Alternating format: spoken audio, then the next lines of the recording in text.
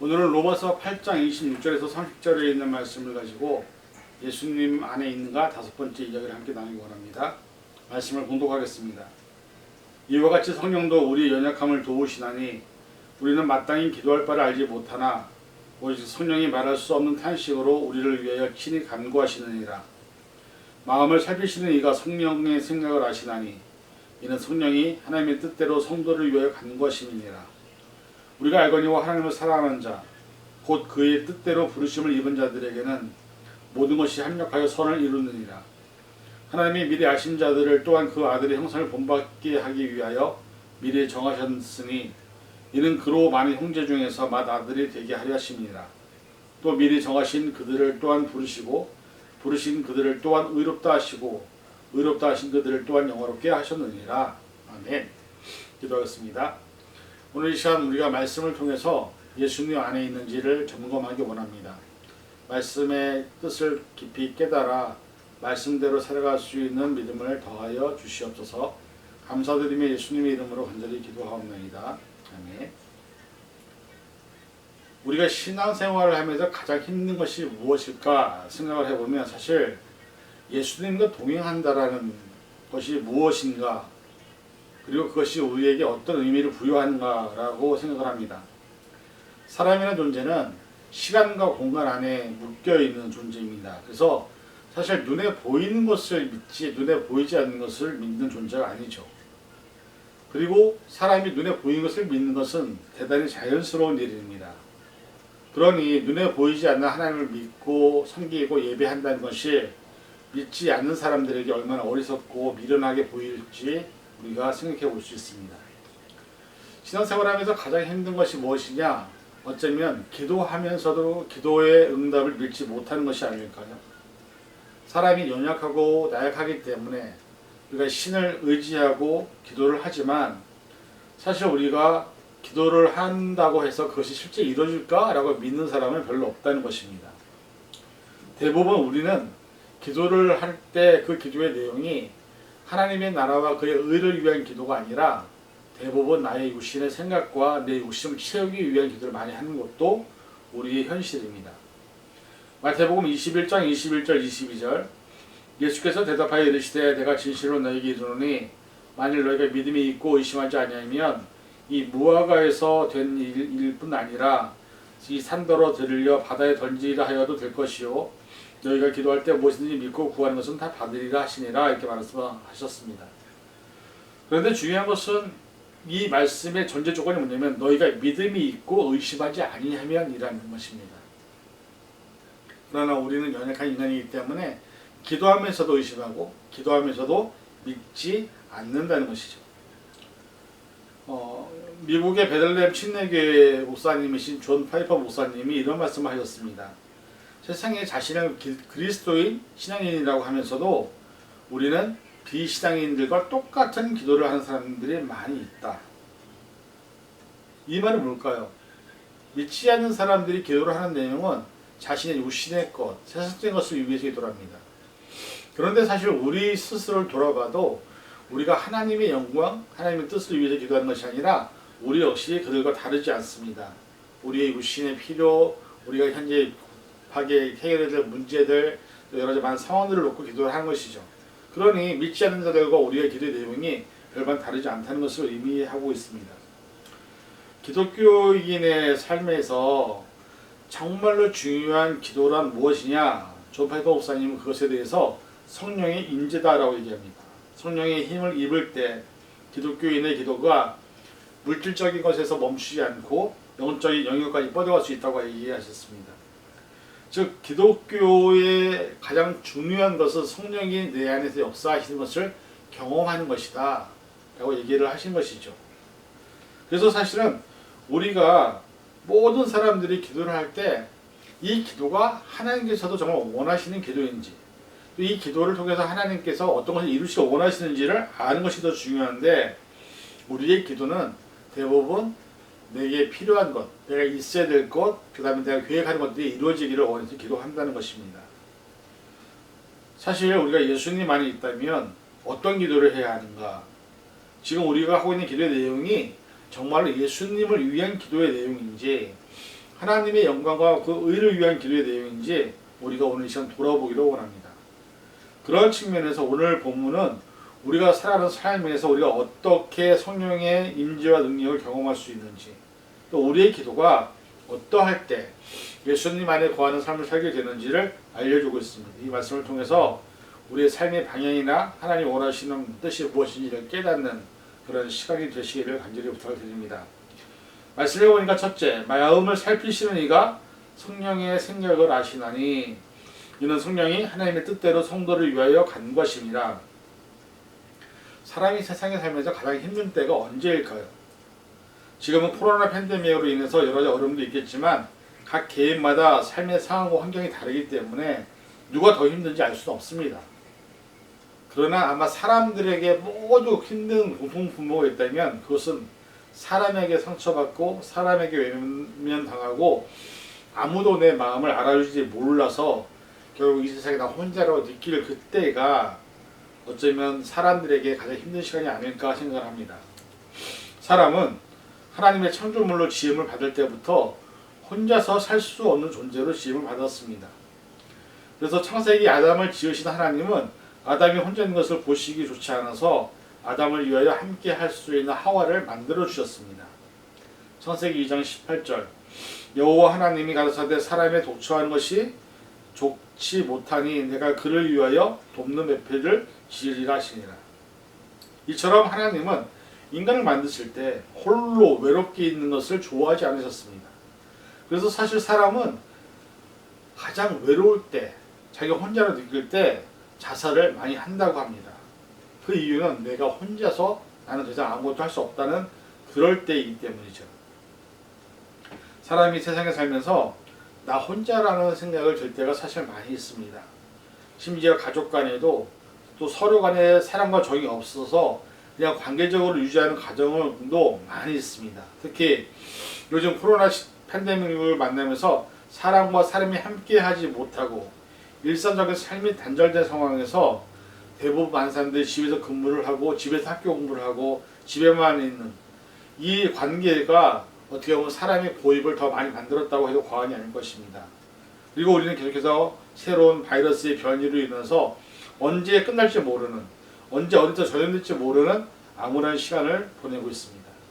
그런데 오늘 본문은 그렇게 힘들고 어려운 시간을 버텨내고 있는 우리에게 우리의 마음과 생각을 성령이 아신다고 말씀하고 있습니다. 우리를 만드시고 우리의 삶을 이끌어 가시는 우리의 삶을 주이신 하나님께서 우리에게 예수 그리스도를 믿고 구주를 영접하고 하나님의 아들로 인정된 우리에게 주신 가장 귀한 선물이 바로 성령이라고 얘기하고 있는 것입니다. 고린도후서 1장 21절 22절 우리를 너희와 함께 그리스도 안에서 굳건하게 하시고 우리에게 기름을 부으신 이는 하나님이시니 그가 또한 우리에게 인치시고 보증으로 우리의 마음에 성령을 주셨느니라. 그 성령이 우리의 마음을 아신다고 말씀합니다. 옛말에 열 길 물속은 알아도 한 길 사람 속은 모른다는 말이 있습니다. 이처럼 사람의 속마음은 누구도 알 수 없다는 것입니다. 때로는 힘들고 어려운 상황 속에서 내 가족도 그 누구도 내 속마음을 모르지만 우리 안에 계신 성령은 우리의 마음을 아시고 우리 대신 간구하시는 분, 기도하시는 분이라고 오늘 본문은 말씀하고 있습니다. 이 말씀이 얼마나 귀한 말씀이고 위로가 되고 힘이 되는 말씀입니까? 사람이 절박하고 긴박한 그리고 말 한마디도 못할 정도의 어려움에 힘든 순간에 있을 때에 우리가 할 수 있는 것은 아무것도 없습니다.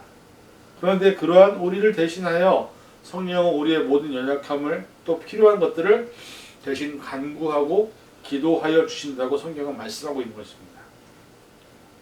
만약 지금 내 안에 성령이 없다면 그리고 내가 그렇게 힘들고 어려운 상황이라면 우리가 하나님께 기도하고 간구할 때 하나님은 우리에게 주신 성령을 통해서 우리가 기도 못하는 것까지도 대신 기도해 주신다고 말씀하고 있는 것입니다.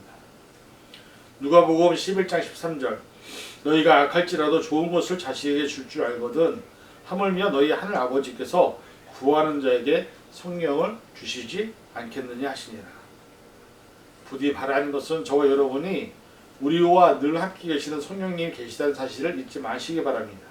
그리고 성령께서 친히 우리를 위하여 간구하고 기도하고 있음을 잊지 마시고 성령이 내주하는 삶을 사셔서 하나님과 늘 교통하는 삶이 되기를 간절히 부탁드립니다. 둘째는 오늘 본문에 보니까 하나님을 사랑하는 자, 곧 그의 뜻대로 부르심을 입은 자들에게는 모든 것이 합력하여 선을 이룬다고 말씀합니다. 하나님은 당신의 사역과 뜻을 이루기 위해서 쉬지 않는 분입니다. 그런데 중요한 것은 그 모든 일들을 하나님을 사랑하는 사람들에 의해서 그리고 하나님의 뜻대로 부르심을 받은 사람들을 통하여 일을 하신다고 성경은 말씀하고 있습니다. 그리고 가장 중요한 것은 모든 것이 합력하여 선을 이루시게 하시는 분이 바로 하나님이라는 것입니다.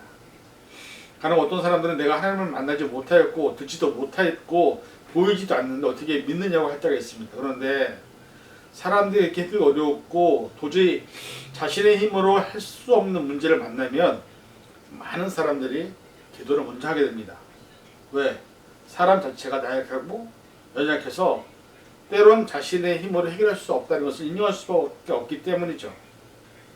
아마 그 중에서 가장 대표적인 우리의 삶의 현실적인 것은 무엇이냐? 죽음에 대한 문제, 그리고 질병에 대한 문제가 아닌가 싶습니다. 죽음과 질병은 우리의 힘으로 어떤 것으로도 해결할 수 없는 부분입니다. 그래서 우리의 생명의 주인 되신 하나님, 우리의 삶의 주가 되신 하나님만이 이 문제에 대한 해답과 해결을 할 수 있는 분이라는 것을 우리가 잘 알고 있습니다. 인간 자체가 어리석고 우매해서 자신이 갖고 있는 모든 것으로 그리고 자신의 경험과 지식으로 자신의 삶을 계획하고 준비하지만 그런 것들이 아무것도 할 수 없다는 것을 고백할 수밖에 없습니다. 로마서 1장 1절에서 6절 예수 그리스도의 종 바울은 사도로 부르심을 받아 하나님의 복음을 위해 택정함을 입었으니 이 복음은 하나님의 선지자를 통하여 그의 아들에 관하여 성경에 미리 약속하신 것이라. 그의 아들에 관하여 말하면 육신으로는 다윗의 혈통에서 나셨고 성결의 영으로는 죽은 자들 가운데서 부활하사 능력으로 하나님의 아들로 선포되셨으니 곧 우리 주 예수 그리스도시라. 그로 말미암아 우리가 은혜와 사도의 직분을 받아 그의 이름을 위하여 모든 이방인 중에서 믿어 순종하게 하나니 너희도 그들 중에서 예수 그리스도의 것으로 부르심을 받은 자니라 말씀합니다. 이 바울의 고백은 아주 간단히 명료한 것입니다. 우리를 하나님의 종으로 그리스도의 종으로 부르셨다는 것입니다. 그리고 우리를 창조하신 분이 하나님이라는 것입니다. 그리고 그 부름은 복음을 전하기 위한 도구로 부름을 받았다는 것입니다. 우리는 모두 예수 그리스도의 것이고 바울뿐 아니라 복음을 받아들이고 하나님을 아는 모든 사람들은 하나님께 부름을 받은 존재라는 것을 로마서에서 기록하고 있습니다. 이 범주에 들어가지 않는 사람 아무도 없습니다. 모두가 하나님의 백성이고 모두가 그리스도의 것입니다. 그리스도의 것이기 때문에 그리스도의 안에 있을 때 의미가 있는 것이고 그리스도의 복음을 증거하기 위해서 이 세상에 태어난 것이고 그 복음을 전파하기 위해서 오늘 저와 여러분들을 이 세상 가운데서 부르신 것이라는 것입니다. 이것이 우리의 정체성입니다. 그런데 왜 부르셨을까? 우리를 통하여 하나님의 사랑을 드러내시고 우리를 통하여 하나님의 나라와 그의 영광을 나타내려고 우리를 통하여 하나님의 나라를 확장하기 위해서 우리를 부르신 것입니다. 그리고 어느 누구도 이 사실을 부인할 수 없습니다. 결국 때로 나 한 사람을 위해서 내 주변 하나님은 합력하여 선을 이룰 수 있는 수많은 사람들을 두신 것이고 또한 나를 통해서 내 주변에 힘들고 어려운 사람들을 도우라고 내게 시간과 능력과 재정을 허락하신 것임을 잊지 말아야 합니다. 이 이유가 바로 내가 지금 현재 내게 주어진 삶에서 하나님이 주신 복음의 사명인 것입니다. 합력하여 선을 이룬다는 말은 우리 모두가 하나님 안에서 한 형제요 자매라는 사실 그리고 우리는 그리스도 안에서 하나라는 사실을 잊지 말라는 것입니다. 이 부분에 대해서 에베소서에서 이렇게 말합니다. 에베소서 2장 19절부터 22절 그러므로 이제부터 너희는 외인도 아니요 나그네도 아니요 오직 성도들과 동일한 시민이요 하나님의 권속이라. 너희는 사도들과 선지자들의 터 위에 세우심을 입은 자라. 그리스도 예수께서 친히 모퉁이 돌이 되셨느니라. 그의 안에서 건물마다 서로 연결하여 주 안에서 성전이 되어가고 너희도 성령 안에서 하나님이 거하실 처소가 되기 위하여 그리스도 예수 안에서 함께 지어져 가느니라.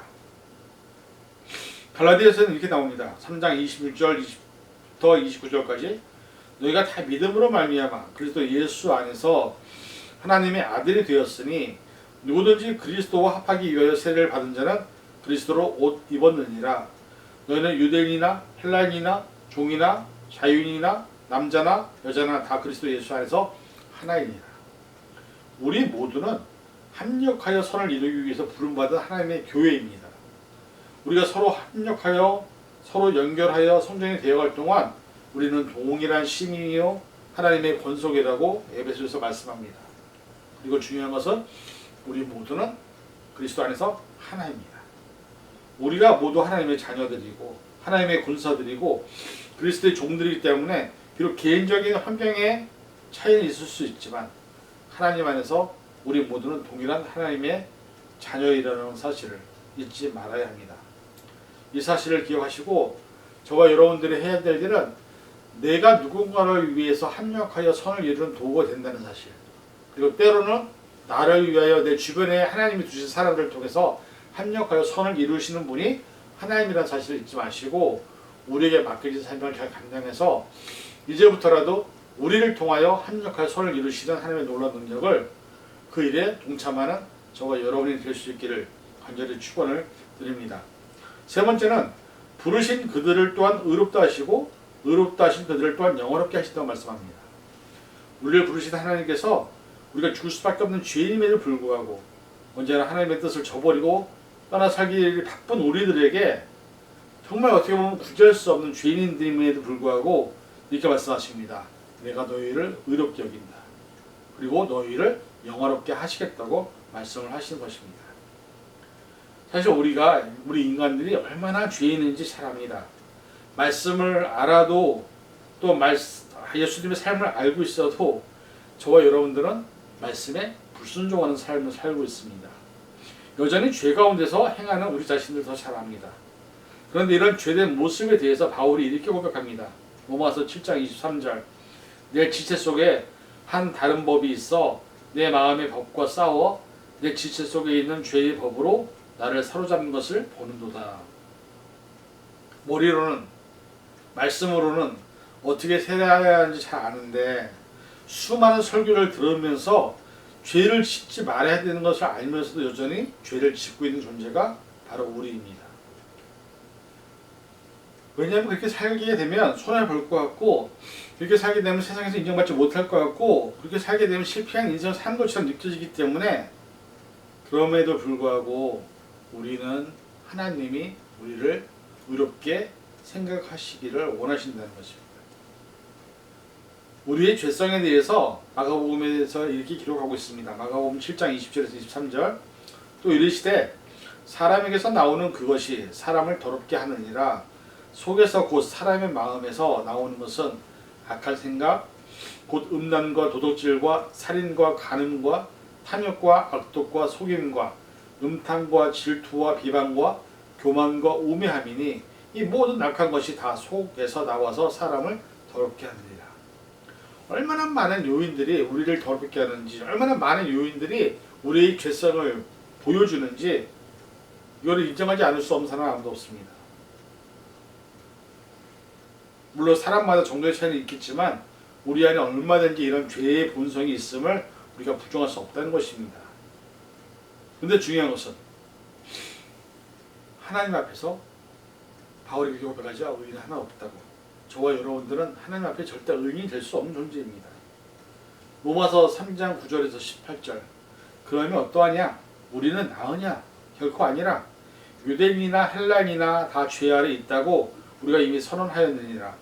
기록된 바 의인은 없나니 하나도 없으며 깨닫는 자도 없고 하나님을 찾는 자도 없고 다 치우쳐 함께 무익하게 되고 선을 행하는 자도 없느니 하나도 없도다.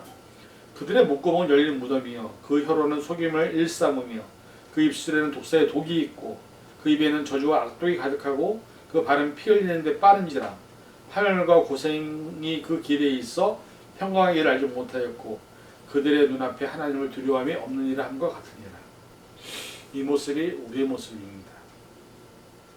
그런데 하나님은 그런 우리를 의롭다고 하십니다. 우리를 영원롭게 하신다고 말씀합니다. 단 한 가지 예수 그리스도를 영접하고 우리의 구원자로 우리의 대속자로 우리가 믿음으로 고백할 때 갈라디아서 2장 16절 사람이 의롭게 되는 것은 율법의 행위로 말미암이 아니요 오직 예수 그리스도를 믿음으로 말미암은 줄 알므로 우리도 그리스도 예수를 믿나니 이는 우리가 율법의 행위로서가 아니라 그리스도를 믿음으로써 의롭다함을 얻으려 함이라. 율법의 행위로서는 의롭다함을 얻을 유체가 없느니라 말씀하고 있습니다. 오늘 우리는 하나님 앞에서 내가 어떤 존재인지를 정확히 알아야 합니다. 우리는 정말 죽을 수밖에 없는 죄인입니다. 그런데 그런 죄인을 살리시기 위해서 하나님은 당신의 독생자 예수 그리스도를 이 땅에 보내셨습니다. 그리고 우리의 죄를 대속하기 위해서 죽기까지 십자가에 내어 주셨습니다. 그로 말미암아 우리가 구원을 받은 것임을 우리는 절대 잊지 않아야 합니다. 그리고 그러한 우리를 하나님은 의롭다고 하시고 영화롭게 하신다고 말씀하고 있습니다. 결론을 맺습니다. 오늘 우리가 이 세상을 살아가면서 이 놀라운 은혜와 사랑을 입었음에도 불구하고 예수님 안에 살아가야 될 이유를 깨닫지 못한다면 우리는 정말 구제불능의 주인이 될 수밖에 없습니다. 우리가 예수님 안에 살아간다는 증거는 우리의 모든 마음을 헤아리시는 성령께서 우리를 위하여 하나님께 간구하고 있다는 사실을 잊지 않는 것입니다. 우리 각 개인들을 위해서 하나님은 합력하여 손을 이루시는 분이기 때문에 우리에게 주신 여러 가지 달란트와 재능과 환경을 통해서 다른 사람들을 위한 합력하여 손을 이루는 일을 우리에게 하라고 말씀을 하시는 것입니다. 그리고 정말 우리가 구원받을 수 없는 죄인임에도 불구하고 하나님께서 우리를 의롭다고 영원롭게 하신다고 말씀하시기 때문에 그 사랑을 깨닫는다면 하루하루 살아가는 모든 시간 속에서 우리가 예수님 안에 거하는 것, 예수님과 동행하는 것이 얼마나 중요한 것인지, 그리고 그러한 삶을 살아갈 때에 마지막 날 하나님 앞에 섰을 때 우리 하나님께 칭찬을 받지 않을까라고 믿습니다. 오늘 이 시간 저와 여러분들이 이런 삶을 사셔서 하나님의 칭찬을 받을 수 있는 그런 믿음의 심령들이 되시기를 간절히 부탁을 드립니다. 기도하겠습니다. 사랑의 주님, 오늘 이 시간 저희들 말씀 안에서 하나님과 함께 동행하기를 원합니다. 우리의 마음을 아시는 하나님께서 성령을 통해서 우리가 간구하지 못하는 기도 제목까지도 기도해주고 있다고 말씀합니다. 합력하여 선을 이루라고 하시는데 나를 통하여 합력하여 선을 이루기 원하시고 또 나를 위해서 많은 사람들을 합력하여 선을 이루게 하시는 분이 하나님이라고 말씀합니다. 또 우리를 영원롭게 하시고 또 의롭다고 인정하시는 하나님의 마음을 깨달아서 우리가 그런 삶을 살아갈 수 있는 우리가 되게 하여 주옵소서. 모든 것 감사드리며 예수님의 이름으로 간절히 기도하옵나이다. 아멘.